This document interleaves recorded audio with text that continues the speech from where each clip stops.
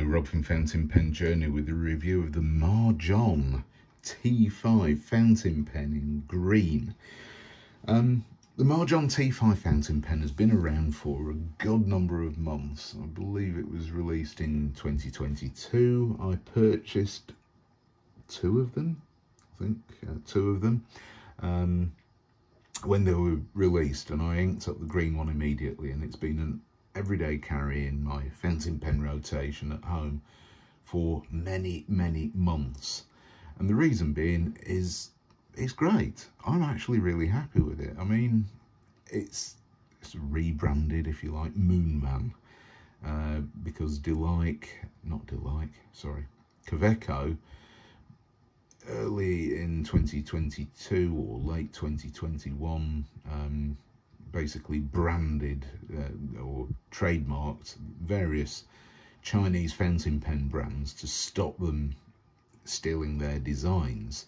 So Delike was one of the first on the list, and Moon Man was another one. So Moon Man became rebranded as Majohn, and ever since then there's been an awful lot of fountain pens from China which have come out which are just under the Majohn brand, but you will find them sometimes actually engraved with Moon Man, or you may even see Delike fountain pens. I mean, for example, this is a Delike fountain pen tin that's a unbranded fountain pen came in, so the Chinese have had to kind of just suck it up. So the Majohn T5 fountain pen, it's a nice looking pen. It's a little bit of a different design.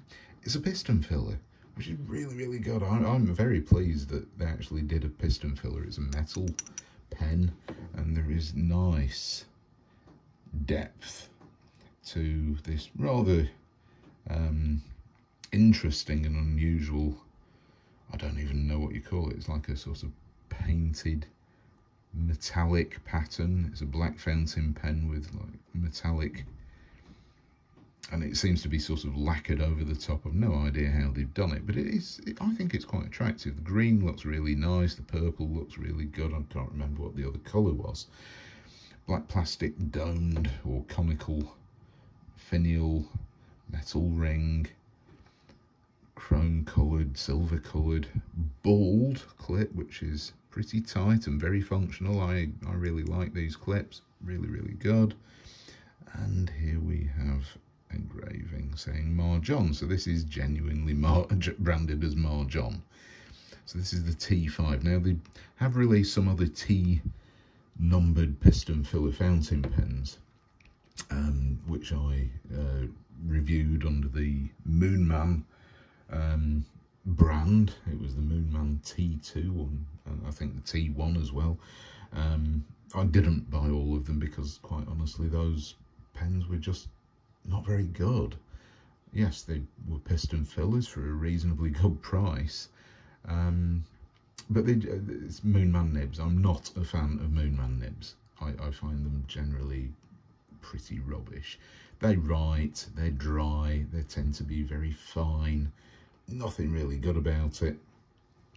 And down here we have a similarly conical piston turning knob to use the piston, move the piston up and down. You unscrew it and screw it down to fill the pen with ink.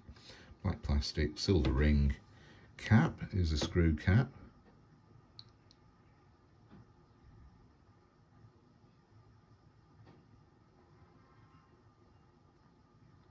Nearly 2.5 turns to uncap, which it's not bad. It's not brilliant, but it's not bad. And a really good sized round black plastic section. Flares out, so you can see there it flares out quite a lot at the bottom where the nib juts out from the section with the black plastic feed and a steel nib. I think some nib widths were available, and the nib is, you know, it's quite nice. And what I really like is this bit. There's an ink window which is hidden when you have the pen capped. I quite like that. That is actual thought into the engineering of the fountain pen. So you've got plastic threads inside the cap. Are they? No, sorry, metal threads inside the cap which go onto this plastic section here. So this ink window is well and truly hidden by the metal cap band as you screw it together. So that is all really, really good. The metal cap band hides the ink window and the metal threads screw onto the plastic section. I quite like that. It would have been nice if it was metal threads on metal, metal threads to metal threads, so you're not going to strip those or do any damage. But you know, it's not bad. These things are fairly cheap, and it's a good size. It's, you know, it's chunky enough without being too big and heavy. It's weighty. It doesn't really post. It's horrible. So definitely one to use unposted. And I know some people might say, well, actually that looks a bit short. Well, yeah, it's no shorter than many fountain pens. Let me use my Lamy Safari as an example here. I mean, it is virtually the same size. You uncap these and let's have a look at them.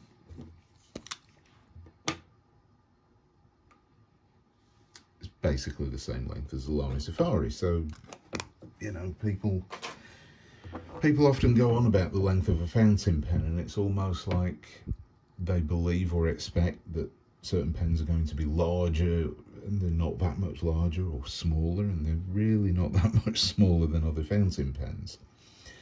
So let's look at this writing experience, because it's an improvement.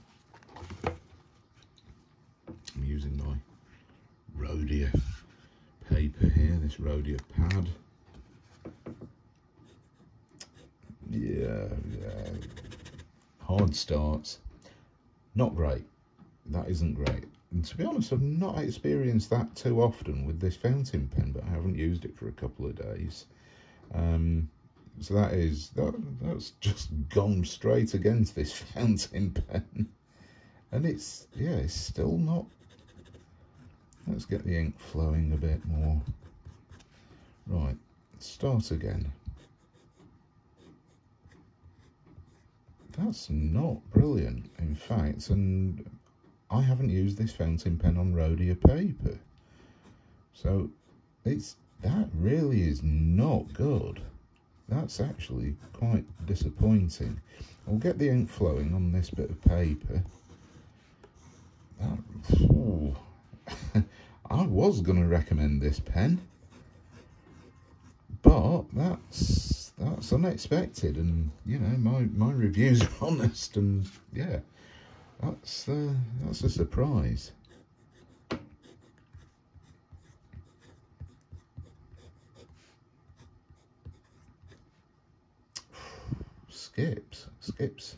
Skips galore.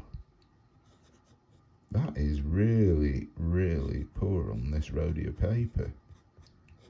I haven't experienced this because I haven't used Rhodia paper. Now remember that with fountain pens, it's all a case of that holy trinity: the nib, the ink, and the paper. And on Oxford Optic paper, I've had no issues with it, but this is phenomenally bad.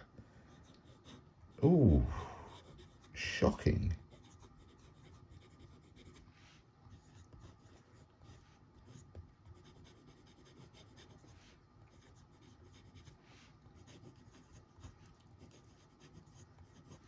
That's really, really, really, really poor.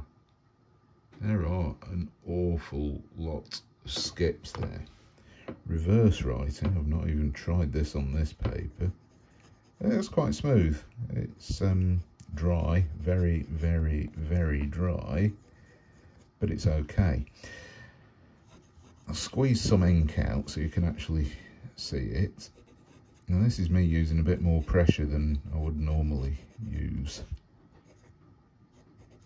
when writing, and I'm not experiencing any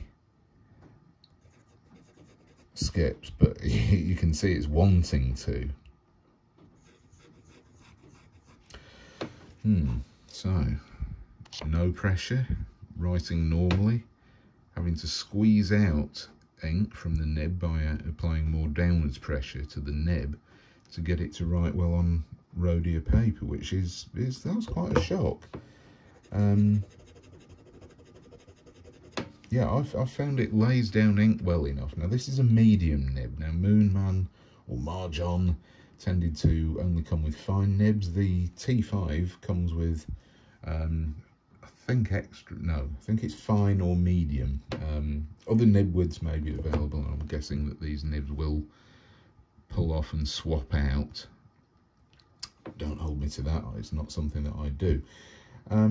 But yeah, I'm really quite shocked. That's wet. So yeah, just not performing very well on this Rhodia paper. Now I do find that this nib on optic paper is really quite consistent. It's very feedbacky, it's not scratchy, it's just got some feedback. Doesn't feel overly polished at all, and that's why I'm so surprised that on Rhodia it's just not very good. And this is why I tend to stick with Rhodia paper for the writing samples, because at least then I've got something consistent to share with my viewers in my reviews to say, yeah, this is how the pen writes. It's the standard paper that I use for my reviews, and there's a reason why, and this is it. So the Majohn T5, yes, I was absolutely, to be honest, I still do wholeheartedly recommend this fountain pen, but maybe not for using with Rhodia Rhodia paper. That's quite a shock. The ink is Octopus Ink's T5 Green, dark green, which I use in different pens all the time. I use in on different papers and have absolutely no issues with it. So this is really quite a shock, and I hope that you can appreciate that my reviews are always very honest and from the heart, with no BS. So there we go, Majohn T5 fountain pen review. I still recommend it. It's good value, but yeah, that is a surprise. Check your ink, check your paper if you're having issues, because it does write very well on other papers. So thank you very much for watching, and I shall see you next time. Bye.